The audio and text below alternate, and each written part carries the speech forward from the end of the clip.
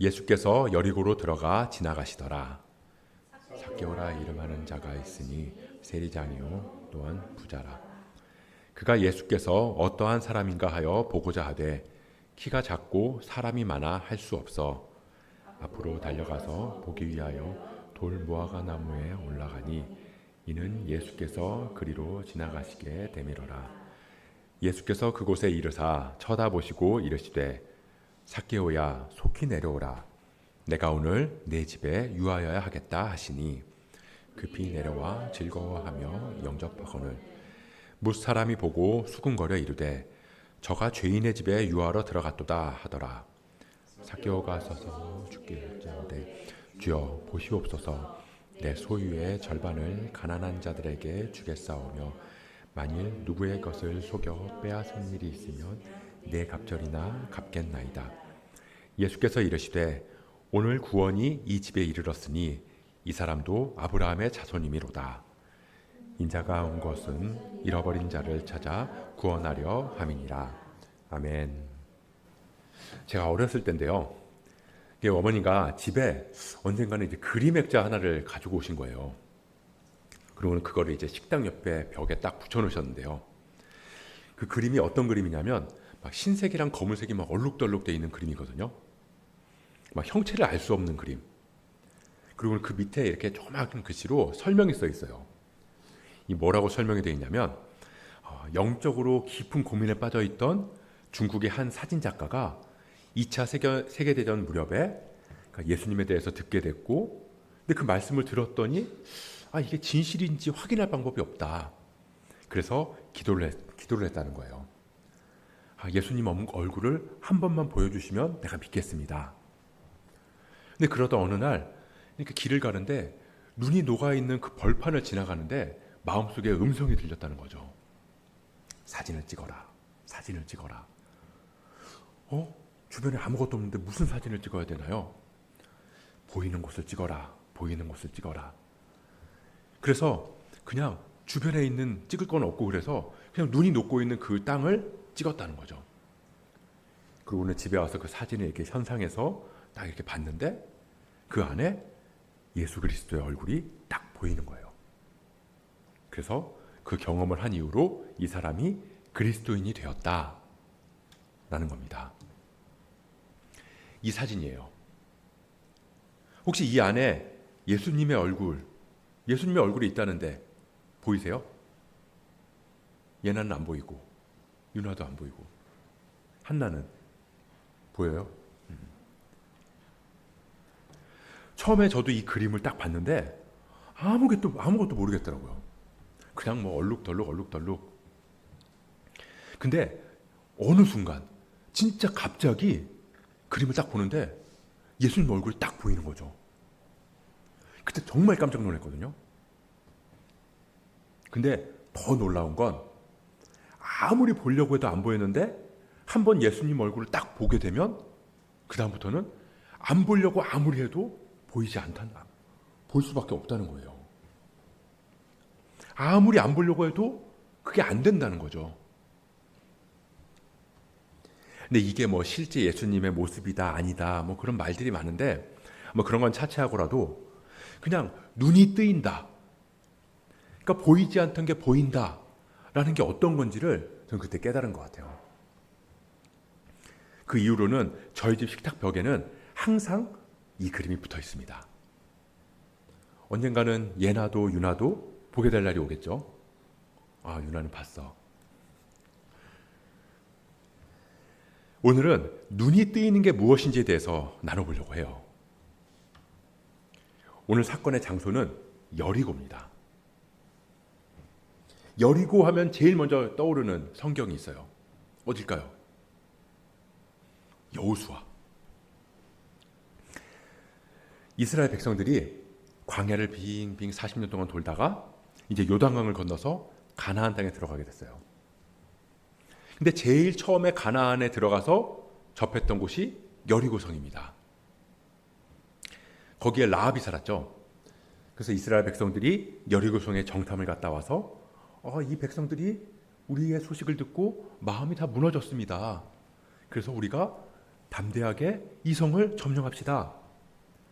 그래서 하나님의 말씀을 따라서 하루에 한 번씩 여리고성을 돌아요. 그렇게 6일 동안 돌다가 마지막 날 7째 날에는 아무 말도 없이 7번을 돌고, 그리고는 7번, 그러니까 6번, 7말 없이 돌다가 마지막 날에는 7번을 돌고, 마지막 한 바퀴 때에는 소리를 지르고 나팔을 불면서 막 함성을 질렀더니 성벽이 와르르 무너져 내렸다. 그때 그 여리고예요. 근데 그때 여리고가 무너지고 나서 이 성을 다시 건축하는 자는 저주가 있을 것이다 라고 하나님이 말씀하셨거든요. 기초를 쌓을 때 맏아들이 죽고 마지막 성문을 만들 때 막내 아들이 죽을 것이다. 그렇게 하나님께서 말씀하셨어요.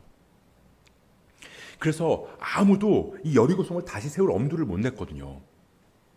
실제로 열왕기상 16장에 보면 이 베델 사람 히엘이라는 사람이 이 여리고를 다시 세웠거든요. 근데 그때 기초를 쌓을 때 맏아들이었던 아비람이 죽었고 그 막내 아들인 수굽이 죽었다라고 기록되어 있어요. 그러니까 이 여리고성은 어떻게 보면 저주받은 성이었던 거죠. 근데 그러다가 그렇게 방치돼 있다가 헤롯이 그 무너진 여리고성에서 남쪽으로 한 2km 떨어진 곳에 새로운 여리고성을 세운 거예요. 그러니까 사실은 기존의 여리고성을 다시 건축한 게 아니라 새로운 성을 세우고 여리고라고 이름을 붙인 거죠. 그리고 거기다가 헤롯의 겨울궁전이라고 해서 거대한 궁전을 또 하나 지어놔요. 그러니까 굉장히 부유하고 아름다운 도시를 건설한 겁니다. 그러니까 어떠겠어요? 사람들이 그곳에 많이 모여들겠죠.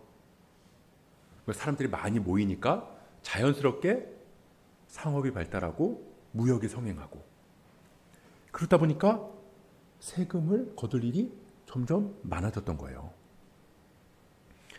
그러니까 지금으로 치면 이 세무서장, 세무서라고 그러죠. 지금으로 치면 세무서. 그러니까 이스라엘에 3대 세무서가 있던 곳이 있는데요. 가이사랴, 가버나움, 그리고 여리고예요. 그런 이야기가 있을 만큼 이 여리고는 굉장히 부유한 도시였다는 겁니다. 근데 이 당시에는 이 로마 사람들이 세금을 걷는 방식이 지금 우리의 방식이랑은 많이 달라요. 지금 우리가 이 세무서나 이 세무 공무원들을 싫어하진 않잖아요. 뭐 세금을 부과하니까 싫어할 수는 있지만 뭐 그 사람들을 인격적으로 싫어한다거나 그 사람들을 막 멸시한다거나 그러지는 않거든요. 근데 지금의 이 세무 공무원 같은 일을 하는 사람들을 그때는 세리라고 불렀어요. 근데 그 세리들을 이스라엘 사람들은 싫어하다 못해 혐오했다는 겁니다. 사람 취급도 하지 않았다는 거예요. 왜 그랬냐? 이 로마에서 세금을 거두는 방식이 어땠는지를 보면 알 수 있어요. 이 로마에서는 이 여러 나라들을 침략해서 식민지로 삼으면서 그곳에서 세금을 걷었거든요. 근데 세금을 로마 사람들이 직접 걷지 않았어요. 어떻게 했냐면 이 로마에서 여러 사람들이 입찰을 한 거죠. 입찰을 내서 세금 징수권이라는 거를 매각을 하는 거예요. 가장 돈이 많고 가장 잘할 수 있는 사람, 그 사람에게 세금 징수권을 매각합니다. 그러면 그 세금 징수권을 매각을 받은 사람, 낙찰받은 사람이 세리장이 되는 거예요. 그러니까 일종의 그 지역의 세무서장이 되는 거죠. 그러면 그 세무서장이 어떻게 해야 되냐? 그 동네에서 걷어야 되는 세금이 있잖아요. 총 금액. 이 동네에서는 뭐 예를 들어서 뭐 10억이 나와야 된다. 뭐 20억이 나와야 된다. 그러면 그 세금을 자기 돈으로 미리 로마에 선납을 하는 거죠. 그러니까 돈이 많은 사람이어야 되겠죠. 그리고 나서 이 세리장이 이제 직원들을 고용하는 거예요. 세리들. 그래서 그 세리들을 고용해서 다 지역을 분배해가지고 거기에 있는 세금을 걷어오도록 해요. 근데 그것을 얼마를 걷든 로마는 전혀 관여하지 않는다는 겁니다. 그러니까 이 세리장이 로마에 미리 세금을 냈잖아요. 예를 들어서 내가 10억을 먼저 냈어요.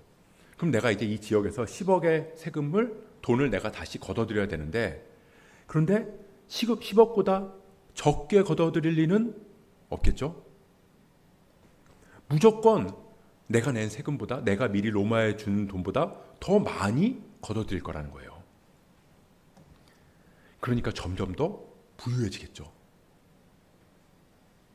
근데 로마가 이렇게 하는 이유는, 로마는 이렇게 해도 손해볼 일이 전혀 없다는 거예요. 세금에 신경 쓸 필요도 전혀 없고, 세금을 거들어 다닐 사람들을 고용할 필요도 없고, 그리고 세금을 못 거둘까 봐 걱정하면서 사람들한테 일일이 찾으러 다니면서 그런 수고를 할 필요가 없다는 거예요. 그리고 이 세리는 그 지역에 있는 사람을 고용하는 걸 원칙으로 했거든요.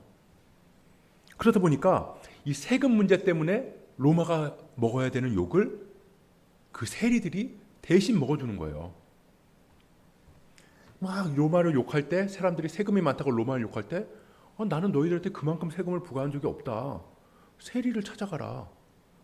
그럼 세리들을 찾아가면 세리들은 그 욕을 고스란히 받아들이는 거죠. 그리고 세리들이 현지 사람이라고 그랬잖아요. 그러니까 현지 사람이다 보니까 현지 사정을 잘 알고, 그러니까 구석구석을 잘 알기 때문에 이 사람한테 세금을 거두면 되겠구나. 이런 일들이 있으니까 세금을 거둘 수 있겠구나. 좀 더 잘 알아서 더 많은 세금을 거둬줄 수 있다는 겁니다. 그러니까 백성들이 세리를 싫어한 거예요. 사람 취급도 안 하고 거의 속된 말로 벌레 취급한 거죠. 세리들은 증인으로도 세우지 않았거든요. 세리들이 하는 말은 하나도 믿지도 않았고, 세리들이 지나가면 오히려 그 사람이랑 부딪히지 않으려고 멀리 돌아가기도 했다는 거예요. 삭개오가 그런 사람이었다는 겁니다.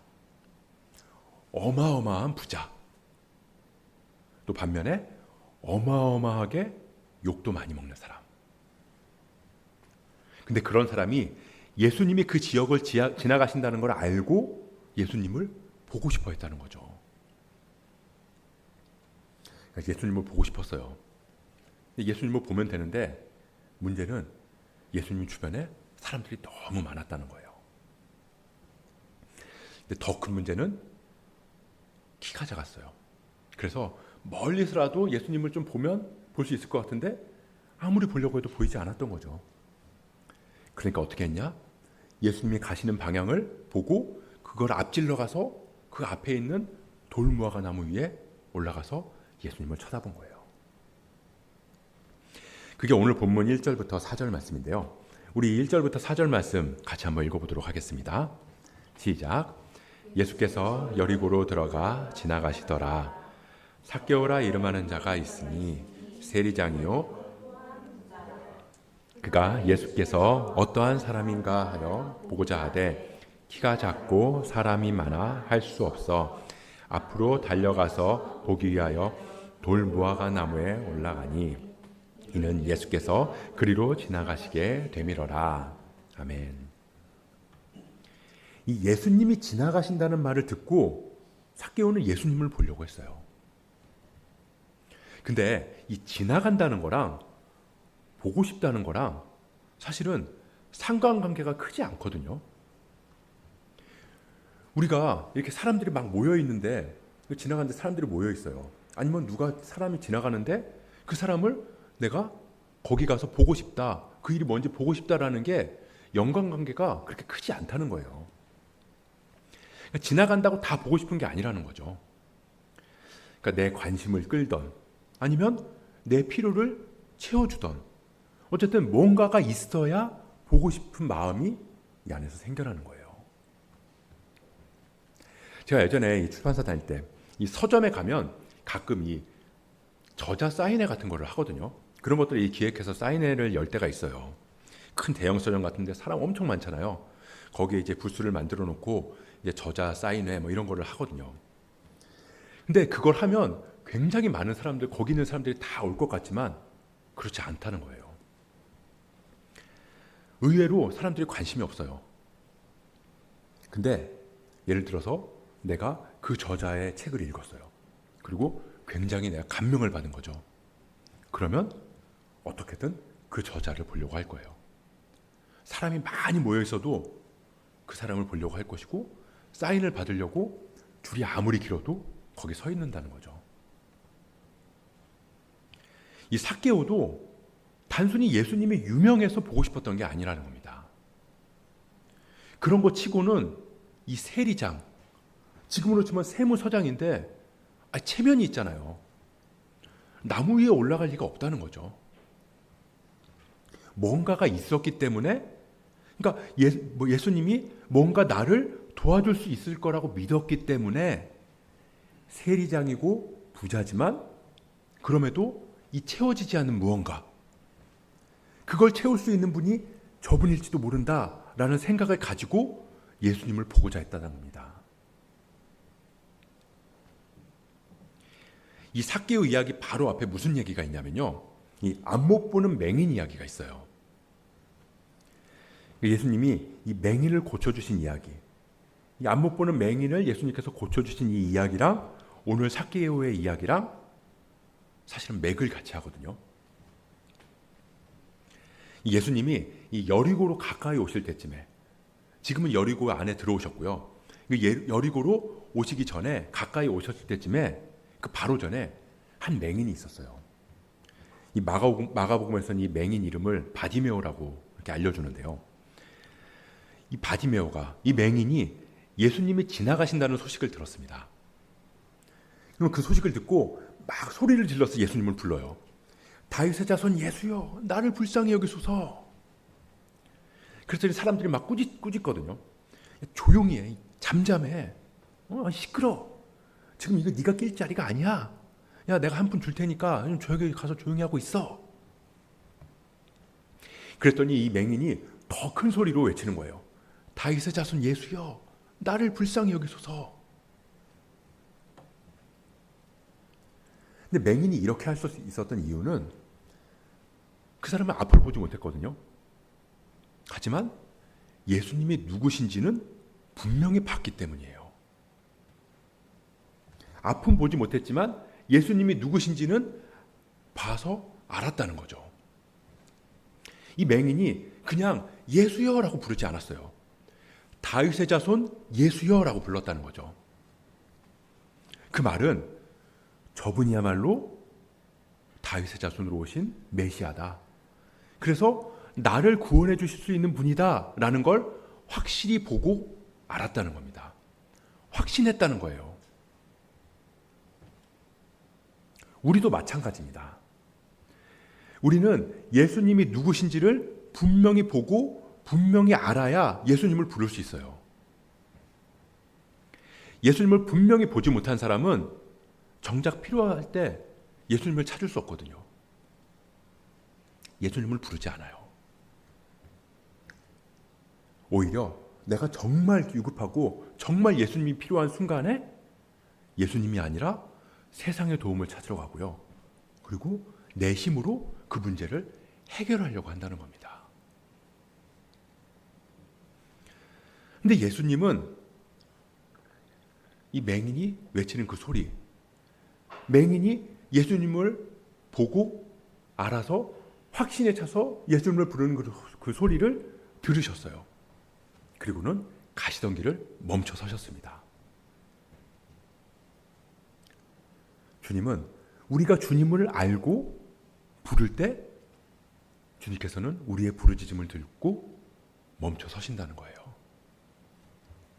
아무리 사람들이 잠잠해, 시끄러, 조용히 해, 저쪽으로 가 있어, 아무리 어쩐다 저쩐다 해도 주님은 우리의 부르짖음에 귀를 기울이시고 주님의 갈 길을 멈춰서서 우리의 음성을 들으신다는 거예요. 그리고 주님은 멈춰서서 그 맹인을 데려오라고 하시고는 그에게 물어요. 내가 너에게 무엇을 하여 주기를 원하느냐? 우리 그 부분을 한번 보도록 하겠습니다. 우리에게 좀 전체적인 내용을 보기 위해서 이 누가복음 18장 35절부터 43절 말씀을 같이 한번 읽어보도록 할게요. 35절부터 43절까지입니다. 시작. 여리고에 가까이 가셨을 때 한 맹인이 길가에 앉아 구걸하다가 무리가 지나감을 듣고 이 무슨 일이냐 물은데 그들이 나사렛 예수께서 지나가신다 하니 맹인이 외쳐 이르되 다윗의 자손 예수여 나를 불쌍히 여기소서 하거늘 앞서가는 자들이 그를 꾸짖어 잠잠하라 하되 그가 더욱 크게 소리질러 다윗의 자손 예수여 나를 불쌍히 여기소서 하는지라. 예수께서 머물러 서서 명하여 데려오라 하셨더니 그가 가까이 오매 물어 이르시되 내게 무엇을 하여 주기를 원하느냐. 이르되 주여 보기를 원하나이다.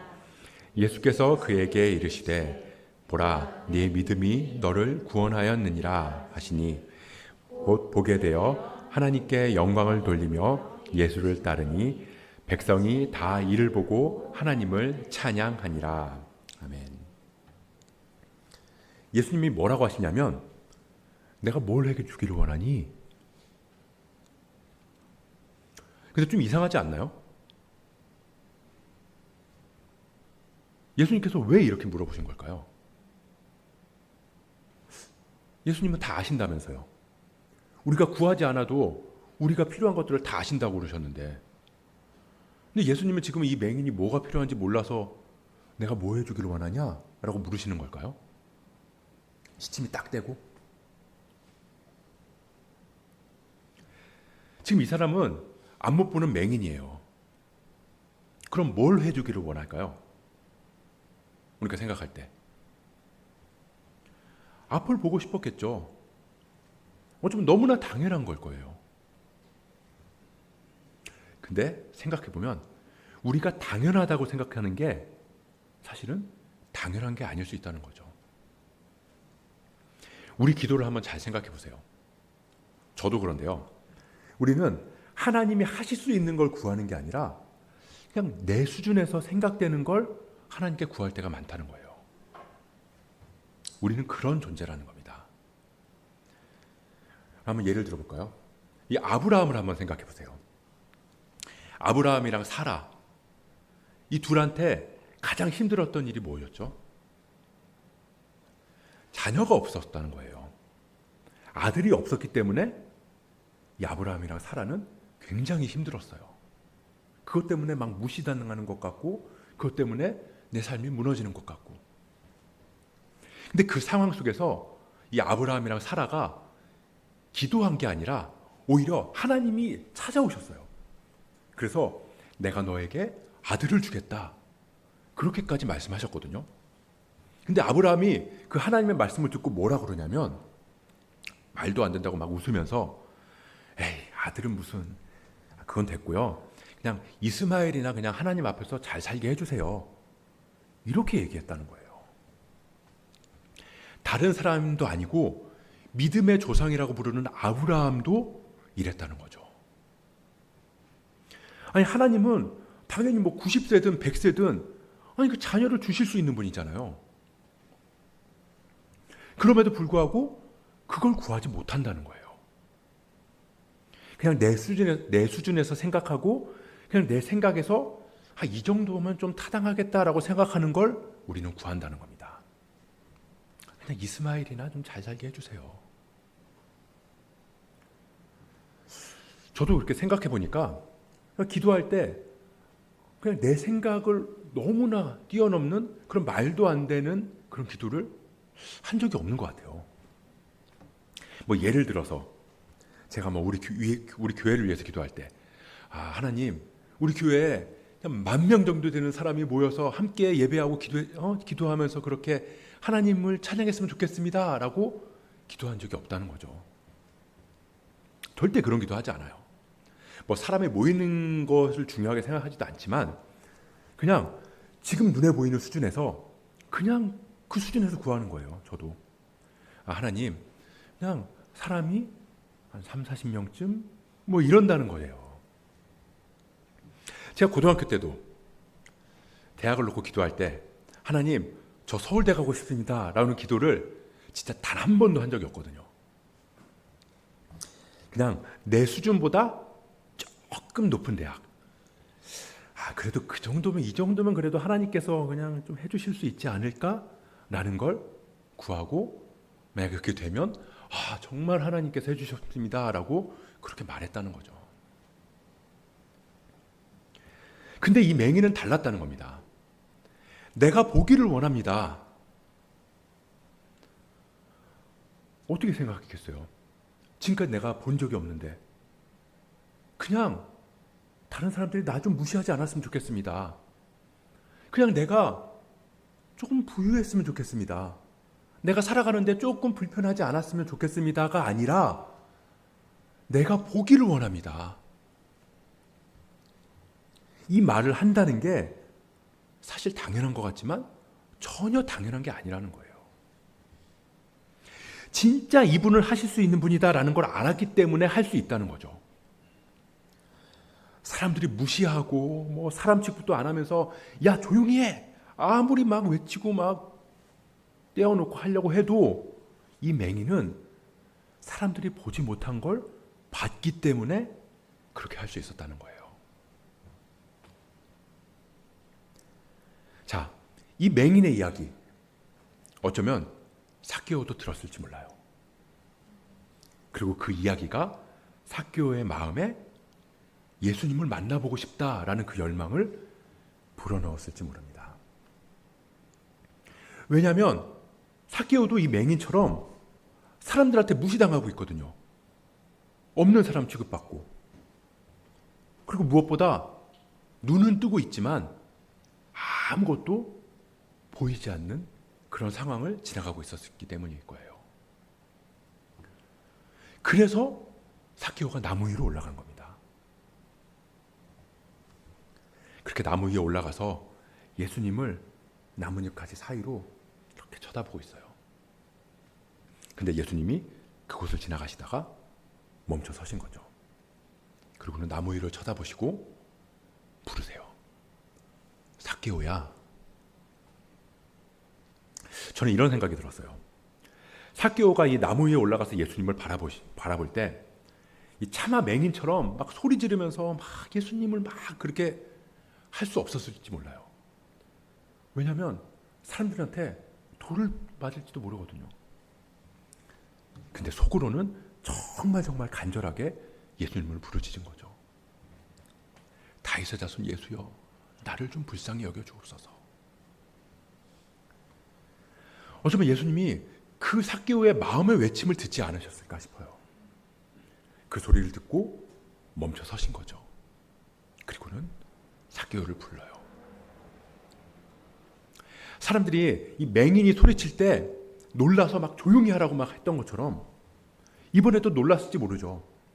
예수님이 삭개오를 부르셨을 때 누구? 삭개오? 아마 사람들은 이 삭개오를 이름으로 부르지 않았을 거예요. 저 XX. 저 XX 저 나무에 올라가가지고 저 뭐 하는 거야? 아니 지가 뭐라고 여기 왜 이 상황에 끼어들어? 막 그런 얘기들을 했겠죠.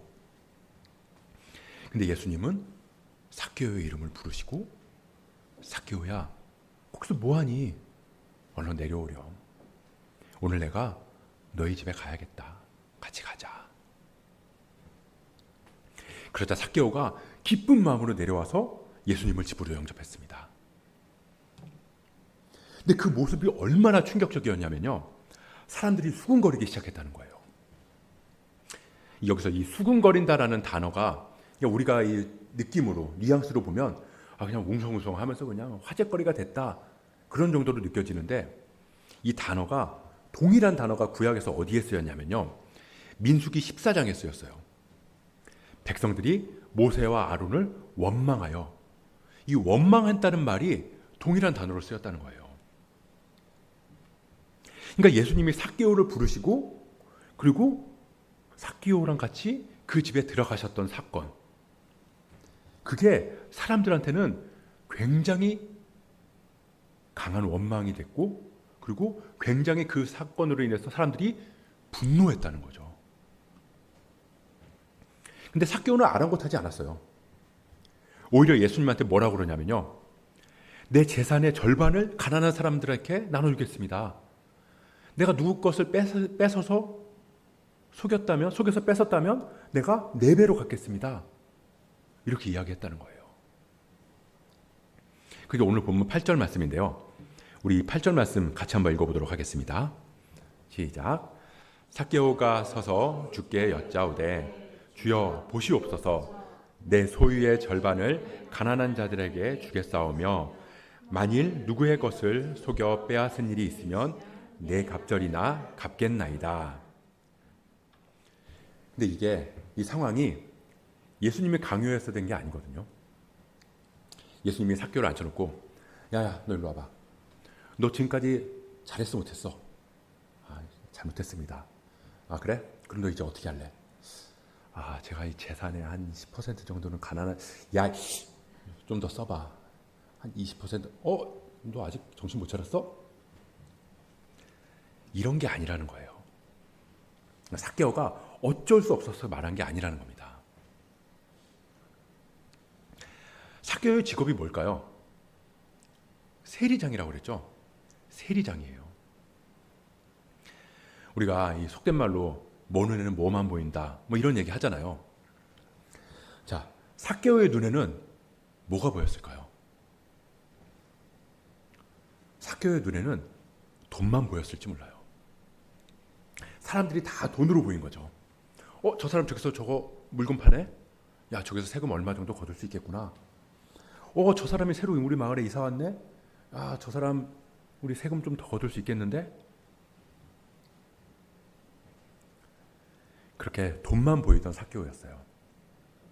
근데 삭개오가 예수님을 영접하고 나니까 그 눈이 뜨인 거죠. 그러면서 이전에는 보이지 않았던 그런 것들이 보이기 시작했다는 겁니다. 이전에는 사람들이 다 돈으로 보였어요. 돈 얼마, 저 사람 10만 원, 저 사람 20만 원, 저 사람 15만 원. 근데 이제는 그 눈이 뜨여서 가난한 사람들이 이 삭개오의 눈에 들어오기 시작했다는 거죠. 그리고 나로 인해서 억울함을 당했던 사람들이 보이기 시작했다는 겁니다. 근데 그렇게 가난한 사람들이 보이고 억울한 사람들이 보이니까 그냥 있을 수 없었던 거예요. 내 재산의 절반을 가난한 자에게 주겠습니다. 내가 누구의 것을 속여서 빼앗은 일이 있으면 내가 4배로 갚겠습니다. 세리가 이 사람들한테 이 로마에서 부과한 그 세금보다 더 받았을까요? 덜 받았을까요? 더 받았겠죠. 당연히 속여서 더 받았을 거예요. 그러니까 삭개오가 했던 지금 이 말은 내 전 재산을 다 나눠주겠습니다 라는 뜻이라는 겁니다.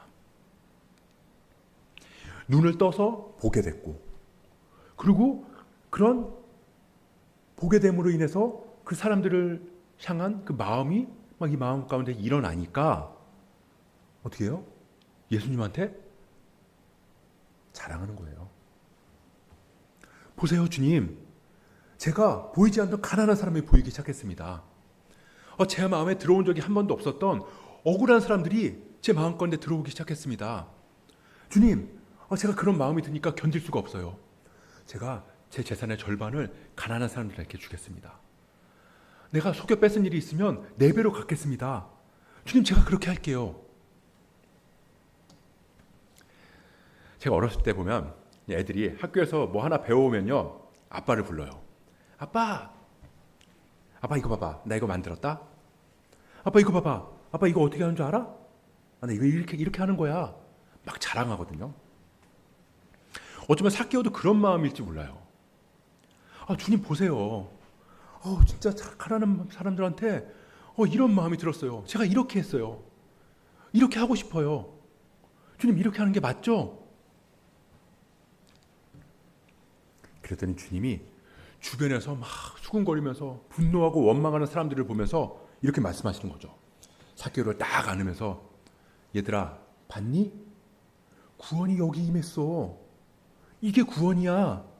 여기가 하나님 나라야 라고 말씀하신다는 겁니다.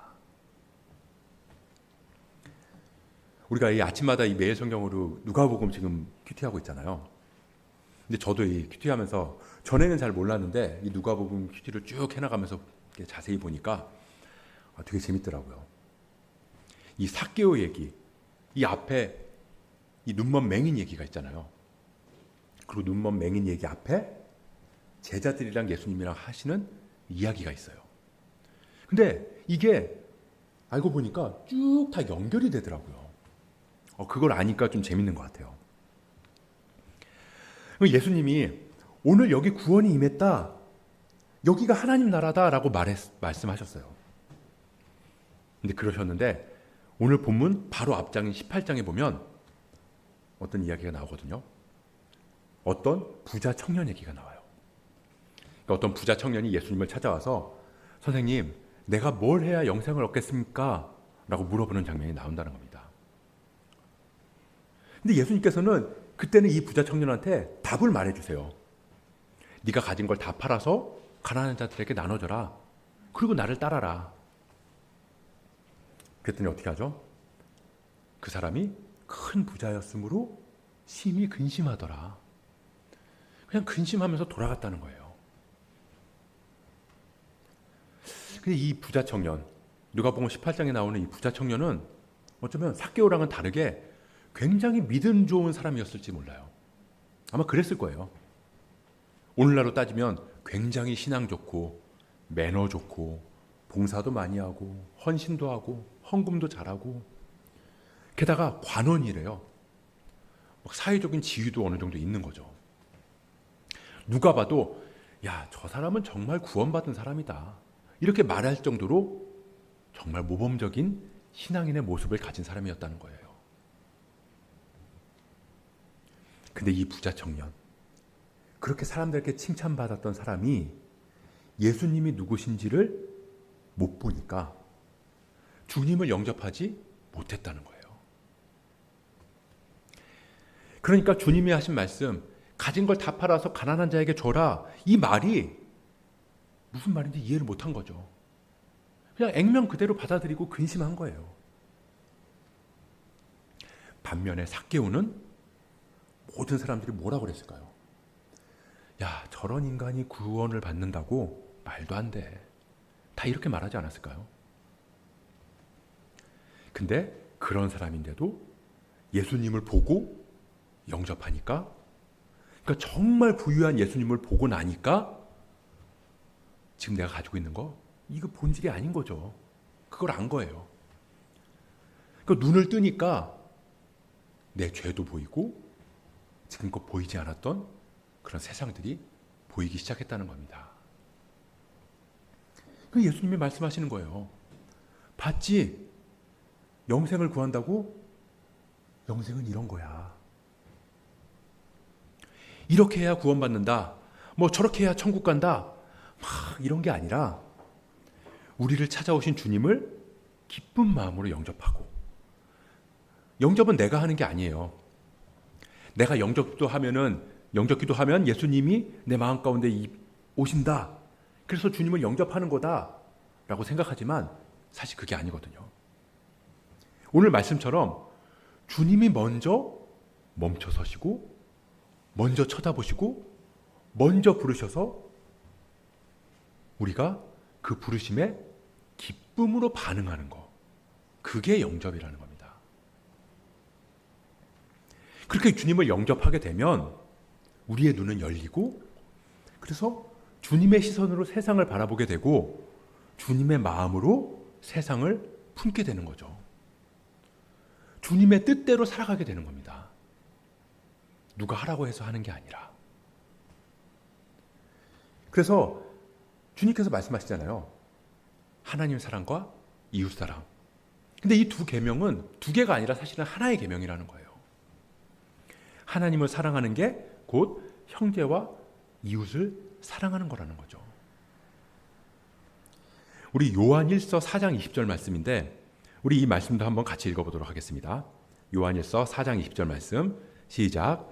누구든지 하나님을